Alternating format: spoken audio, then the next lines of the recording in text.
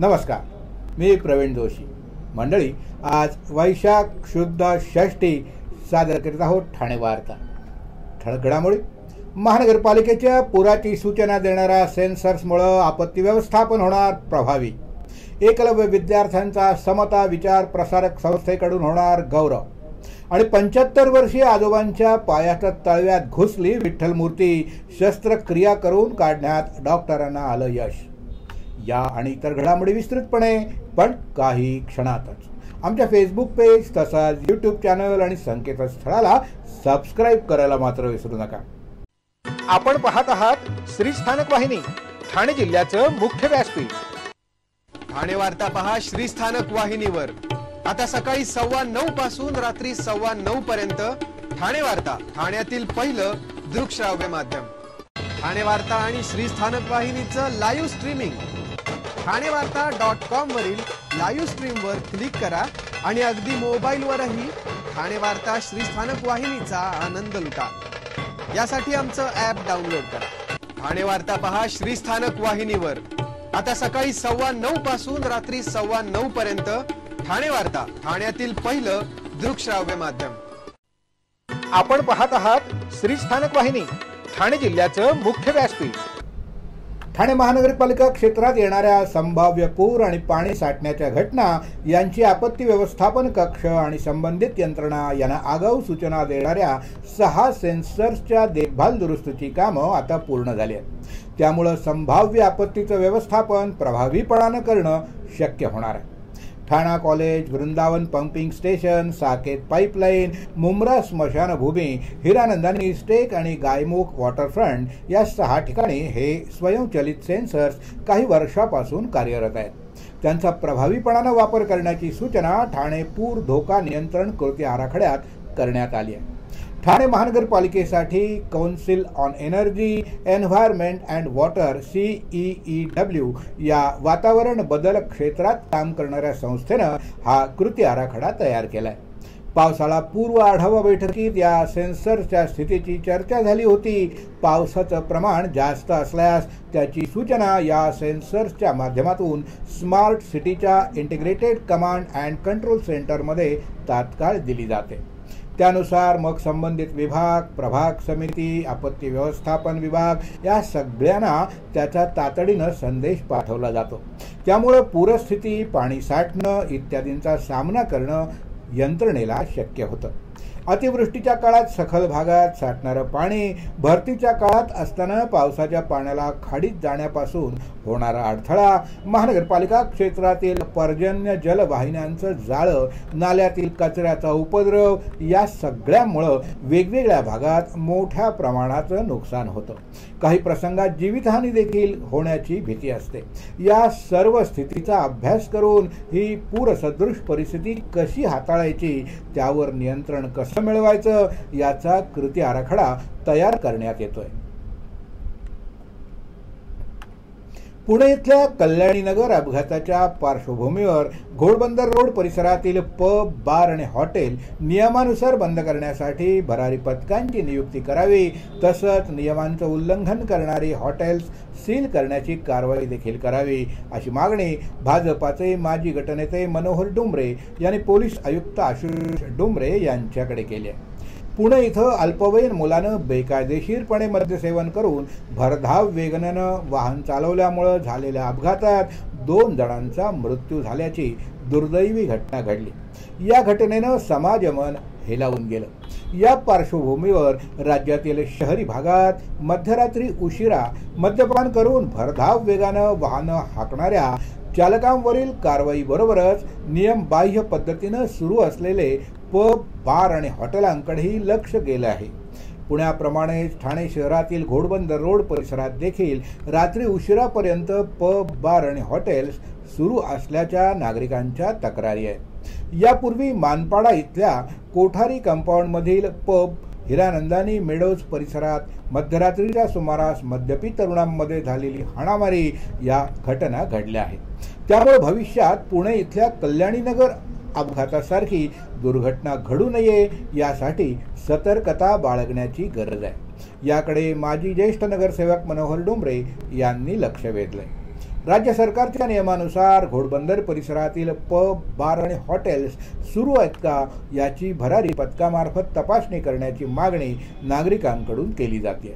या संदर्भात ठाणे पोलिसांनी भरारी पथक नियुक्त करून वेळोवेळी हॉटेल्सची तपासणी करावी, नियमांचं उल्लंघन करणाऱ्या हॉटेल चालक मालकांच्या विरोधात तीव्र कारवाई करून वेळप्रसंगी पब, बार आणि हॉटेल्स सील करण्याची कठोर कारवाई झाली तर हॉटेल मालकांना जरब बसू शकेल असं मत निवेदनात व्यक्त करून नियमभंग करणाऱ्या पब, बार आणि हॉटेलवर कारवाईची मागणी केली आहे।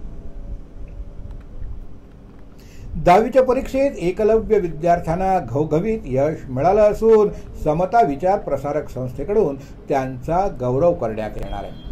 राबोडीच्या अल्फिया शेख 93% मिळवून शाळेत प्रथम आले। श्रुती खवळे या किसन नगरमधल्या मुलीनं 89.40% मार्क्स मिळवून किसन नगर महानगरपालिकेच्या शाळेत पहिला क्रमांक पटकावलाय। धर्मवीर नगरच्या जया हिंगाळे हिनं 82% मार्क्स मिळवून ती महानगरपालिका शाळा क्रमांक 18 मध्ये पहिली आली।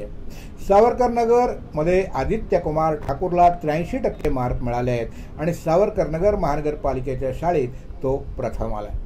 राबोडीच्या हबीबा अन्सारीला 82%, आयान शकील शेखला 80.2% मिळाले आहेत। किसन नगरच्या सृष्टी दळवीला 79.4%, वारलीपाड्याच्या पूर्वा रहाट वळरला 78.6%, मानपाड्याच्या प्रतीक्षा लोखंडेला 77.6%, किसन नगरच्या मीनाक्षी कोरवाडीला 76.80%, मानपाड्याच्या संदीप वाडुलाला 73.8% आणि अनिकेत लोखंडेला 72%, कळव्याच्या आकाश कनोजियाला 72.2%, सावरकर नगरच्या रक्षा कानगावकरना 73% आणि वळसूम नसीम खान पठाण याला 72% मार्क्स मिळाले आहेत। राबोडीच्या आलिया शेखला 79.8, आशिषा पठाण 78% मिळाले आहेत। ढोकाळीच्या नीता बिरादरला 75% आणि भूमिका जाधव हिला 76% मिळाले आहेत। अत्यंत प्रतिकूल परिस्थितीशी झगडून ठाणे शहरातील एकलव्य विद्यार्थ्याने 10वीच्या परीक्षेत चमकदार कामगिरी करून हे दाखवून दिलं आहे की जिद्दीला सीमा नसते असं समता विचार प्रसारक संस्थेच्या अध्यक्षा हर्षलता कदम यांनी सांगितलं। या विद्यार्थ्यांना संस्थेतर्फे परीक्षेसाठी मार्गदर्शन करण्यात आलं होतं, त्याचा मुलांना चांगलाच फायदा झाल्याचं शाळेतील शिक्षक, पालक आणि मुलांनी आवर्जून सांगितलंय। एकलव्यमधील 3 मुली आणि 1 मुलगा त्यांच्या शाळेत प्रथम आले आहेत। वडील मजुरी करतात, आई घरकाम करते, पत्र्याचं छोटंसं घर, दाटीवाटीची वस्ती, आजूबाजूला नाला वाहतोय, घरची आर्थिक परिस्थिती अत्यंत बिकट आणि बेताची। कधी आई वडील गावाला आणि विद्यार्थी इथे नातेवाईकांकडे राहून शाळेत जातात, घरचं काम करून शाळेत जाऊन अभ्यास करून असं घवघवीत यश प्राप्त करणाऱ्या एकलव्यांचं कौतुक करावं तेवढं थोडंच आहे। त्यांच्यासाठी नुसतं पास होणं सुद्धा बोर्डात येण्यासारखं कौतुकास्पद आहे। तरी देखील कितीतरी मुलांना फर्स्ट क्लास तर काही विद्यार्थ्यांना 75% जास्त म्हणजे डिस्टिंक्शन मिळालं आहे। यापुढील घडामोडी एका छोट्याशा ब्रेक नंतर कुठेही जाऊ नका, आम्ही लगेचच परत येतोय। पाहत रहा फक्त ठाणे वार्ता। सर्व नागरिकांना आवाहन करण्यात येत आहे की सध्या डासांमार्फत पसरणाऱ्या डेंग्यू या आजाराचा प्रसार रोखण्यासाठी प्रत्येकाने पुढील प्रमाणे कार्यवाही करावी। डेंग्यू आजार एडिस इजिप्ती हा डास चावल्याने होतो। या डासांची पैदास साचलेल्या किंवा साचवलेल्या स्वच्छ पाण्यामध्ये होते।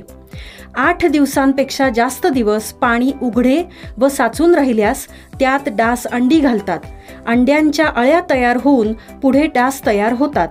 यासाठी आपल्या घरातील पाणी साठे उदाहरणार्थ बॅरल्स, पिंपे, टाक्या, हौद, रांजणे इत्यादी दर आठवड्याला रिकामे करून घासून पुसून कोरडे करून पुन्हा भरावे। 1 दिवस कोरडा दिवस म्हणून पाळावा। पाणी साठ्यांना घट्ट झाकणे बसवावीत किंवा जुनी साडी, चादर, धोतर यांनी बांधून झाकून ठेवावीत, म्हणजे डास त्यात जाऊन अंडी घालणार नाहीत। घराच्या गच्चीवर, आजूबाजूला, अंगणात कोठेही पाणी साचू देऊ नये। भंगार सामान उघड्यावर टाकू नये, उदाहरणार्थ टायर्स, प्लास्टिक सामान, कुंड्या, टाकाऊ वस्तू इत्यादी। अशा सामानात पावसाचे पाणी साठून त्यात डेंग्यूच्या डासांची पैदास होते. घरातील कूलर्स, फ्रीजच्या पाठीमागील ट्रे हे देखील वेळोवेळी कोरडे करावेत. लक्षात ठेवा, नुसत्या फवारणीने डास घनता कमी होत नाही, तर त्यासाठी डास पैदास ठिकाणे नष्ट करणे ही आपल्या सर्वांची जबाबदारी आहे. कोणताही ताप अंगावर न काढता जवळच्या शासकीय रुग्णालयात मोफत औषधोपचार घ्या. अशा प्रकारे नागरिकांनी सहकार्य केल्यास डेंग्यूचा प्रसार रोखणे सहज शक्य आहे. ब्रेकनंतर आपलं पुन्हा एकदा स्वागत. कल्याण लोकसभा मतदारसंघात झालेल्या मतदान प्रक्रियेची मतमोजणी 4 जून रोजी डोंबिवली पूर्व इथं होणार आहे. या मतमोजणीसाठी नियुक्त अधिकारी आणि कर्मचाऱ्यांना मतमोजणी प्रक्रियेसंदर्भातील प्रशिक्षण देण्यात आलं. कल्याण डोंबिवली लोकसभा मतदारसंघाची मतमोजणी प्रक्रिया डोंबिवलीमधल्या सावळाराम महाराज म्हात्रे क्रीडा संकुलात होणार आहे. या मतमोजणीसाठी नियुक्त केलेल्या अधिकारी आणि कर्मचारी वर्गाचं प्रशिक्षण आज सावित्रीबाई फुले कला मंदिरात घेण्यात आलं.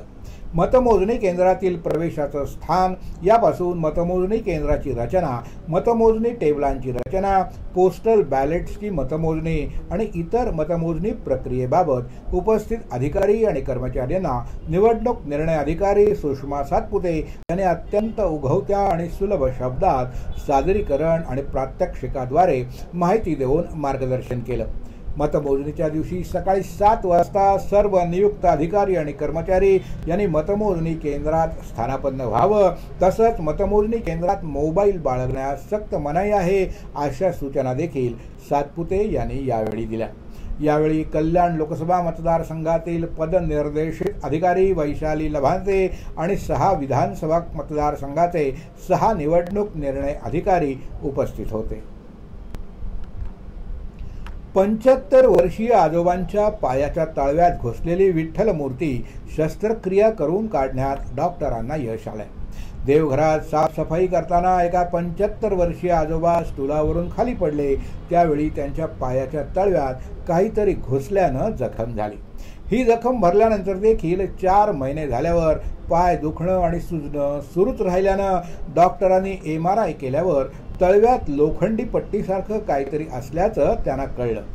मंगळवारी ठाणे जिल्हा शासकीय रुग्णालयात शस्त्रक्रिया केल्यानंतर आजोबांच्या पायाच्या तळव्यातून लोखंडाची पट्टी नव्हे तर चक्क विठ्ठलाची मूर्ती बाहेर काढण्यात आली. ती मूर्ती जवळपास 3.5 सेंटीमीटर इतकी मोठी असल्याची माहिती डॉक्टरांनी दिली. मुलुंड पश्चिम येथे राहणारे 75 वर्षीय आजोबा हे 4 महिन्यापूर्वी घरातील देवघराची साफसफाई करत होते. साफसफाई करताना वस्तू इकडे तिकडे घसरल्या होत्या, पसरल्या होत्या. याच दरम्यान अचानक ते स्टूलावरून खाली पडले. त्यावेळी त्यांच्या पायाच्या तळव्यात काहीतरी घुसल्यानं त्यांच्या पायाला जखम झाली. ही जखम पूर्णपणे बरी झाल्यानंतर देखील पाय दुखतच होता. तसंच पायातून पाणी येत असल्यानं त्यांनी ठाणे जिल्हा सामान्य रुग्णालयात धाव घेतली. दुखणं आणि सुजणं नेमकं काय आहे हे पाहण्यासाठी डॉक्टरांनी त्यांच्या पायाचा पहिला MRI काढला. त्यावेळी तो नॉर्मल आला, पण पुन्हा दुसऱ्यांदा MRI काढल्यानंतर काहीतरी असल्याचं त्यामध्ये स्पष्ट झालं. म्हणून ठाणे जिल्हा शल्यचिकित्सक डॉक्टर कैलास पवार यांच्या मार्गदर्शनाखाली orthopaedic surgeon doctor Vilas Salve आणि त्यांच्या टीमनं त्या 75 वर्षीय आजोबांवर शस्त्रक्रिया करण्याचा निर्णय घेतला. मंगळवारी शस्त्रक्रिया करण्यात आली. जवळपास अर्धा तास ही शस्त्रक्रिया चालली. या यशस्वी शस्त्रक्रियेत आजोबांच्या पायाच्या तळव्यातून ती वस्तू बाहेर काढल्यावर ती लोखंडाची पट्टी नसून विठ्ठल मूर्ती असल्याचं स्पष्ट झाल्याची माहिती रुग्णालय प्रशासनानं दिली आहे.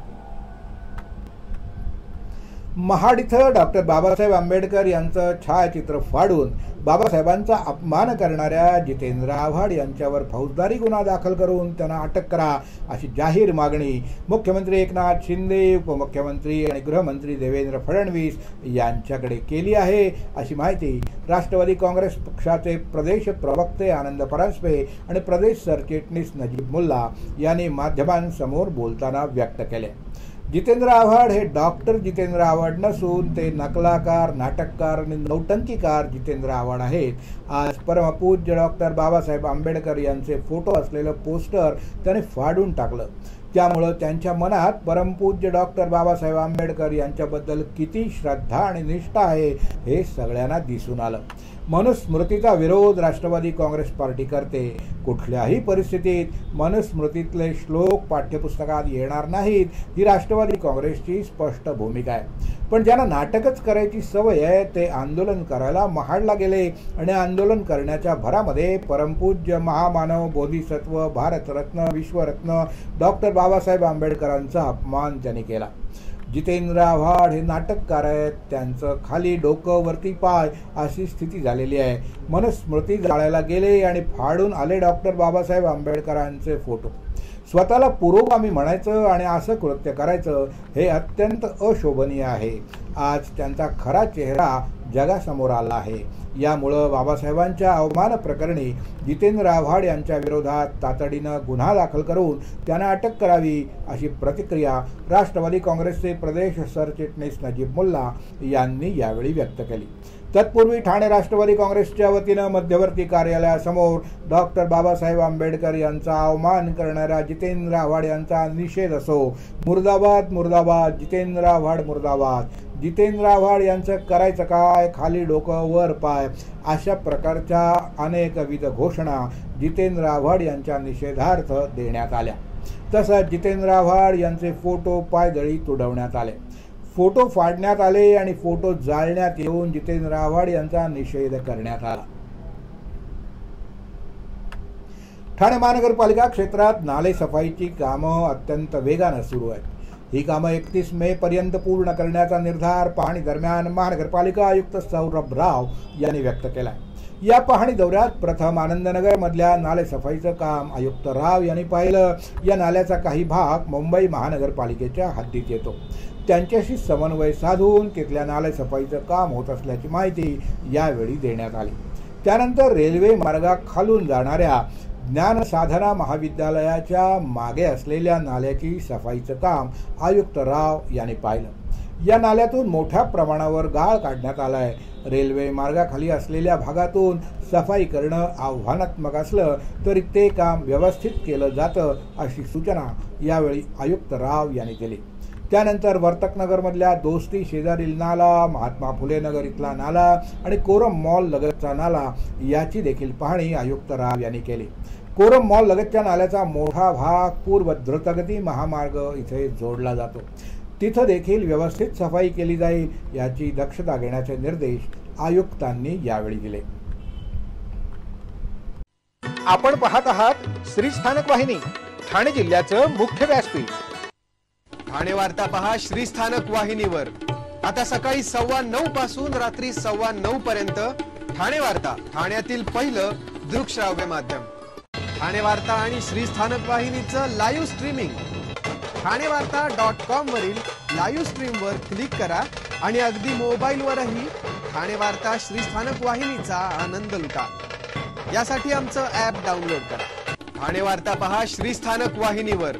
आता सकाळी 9:15 पासून रात्री 9:15 पर्यंत ठाणे वार्ता, ठाण्यातील पहिलं दृकश्राव्य माध्यम.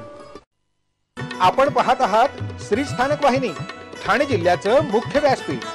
आपण आपले कार्यक्रम किंवा बातम्या आम्हाला ठाणेवार्ता@gmail.com या ईमेलवर कळवू शकता. ठळक घडामोडी शेवटी पुन्हा एकदा. महानगरपालिकेच्या पुराची सूचना देणाऱ्या सेन्सर्समुळे आपत्ती व्यवस्थापन होणार प्रभावी. एकलव्य विद्यार्थ्यांचा समता विचार प्रसारक संस्थेकडून होणार गौरव. आणि 75 वर्षीय आजोबांच्या पायाच्या तळव्यात घुसली विठ्ठल मूर्ती, शस्त्रक्रिया करून काढण्यात डॉक्टरांना आलं यश. या होत्या ठाणे वार्ता. आपली एखादी बातमी बघायची राहून गेली असेल तर आपण आमच्या ठाणेवार्ता.in या संकेतस्थळाला किंवा फेसबुक पेज तसंच यूट्यूब चॅनलला अवश्य भेट द्या. तर मग पुन्हा भेटूया पुढल्या बातमीपत्रात फक्त श्री स्थानक वाहिनीवर. धन्यवाद.